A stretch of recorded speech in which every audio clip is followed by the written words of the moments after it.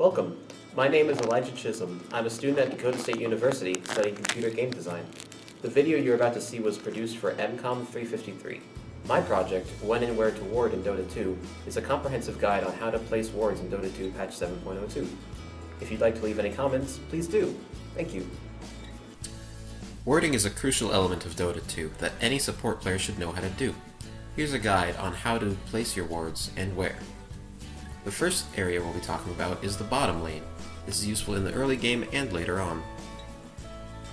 Now the wards you'll be placing here will mainly be focused on controlling the rune, getting vision for the lane itself, and controlling how your enemies will approach the lane. Right now, the wards you place here can help you see the rune. This is useful for the mid as well as any offlaners that want to approach the rune or your supports. You can also place some aggressively on the other side of the river so that you can see more about how the enemy mid laner wants to approach and how the offlaner would approach. You also want to control the shrine and secret shop. This allows you to see any other movements from the enemy supports coming into the lane.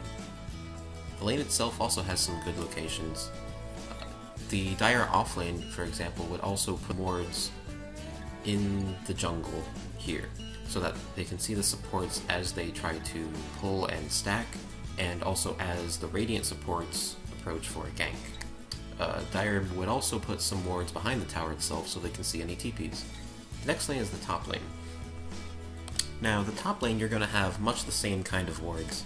The off lane would have some wards in the jungle, the safe lane would have some wards in the lane. It's also important that you might want to block the pull camp as the Radiant off lane. But more importantly, this lane is somewhat focused on the bounty rune you can see here. And also on the shrine and other TP support that the Radiant offlane would have. The next lane is the mid lane. Now this covers a pretty wide area, but all the wards you'll see here are pretty much the same. One, you'll see some in the jungle, you'll see some that directly are on the lane itself, such as just getting the high ground on the mid lane, and you'll also see some that allow you to see the approach from the jungle and to the jungle. The one you'll place here will see somewhat of the jungle, but mainly the approach from the mid lane itself. This is incredibly useful for spotting out the support rotations for your own team and for the enemy team. You can also place some more aggressively behind towers and near shrines, so that you can see some really deep rotations as the enemy team might try to mount a solid defense for their mid lane, so you can see how many heroes have placed themselves there before you attack. Later on in the mid and late game, you'll see some other wards that are more aggressive and more focused on sieging and getting vision on their jungle camps. The dire jungle is pretty open-ended. You can put wards basically wherever you want. They'll spot 2 or 3 camps each. This ward is mostly useful for high ground. You'll also want to begin placing wards just at the end of lanes, behind towers. Once you're approaching high ground, you'll put some wards on the high ground itself, just off to the side, behind trees in these specific spots. You can also place wards directly on the rune, or deeper in the jungle as you see fit.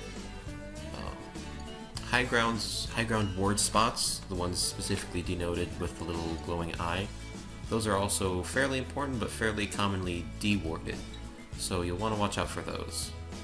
You can also just put some wards wherever the fuck you want. I don't actually care. Dude, seriously, just put some wards down. They help everything. Just do it. Just do it. Just put them up here. You can see whatever you want up here. So much. Just put them way up there. Just get them right up there. It'll help something probably. I don't know. Just do it.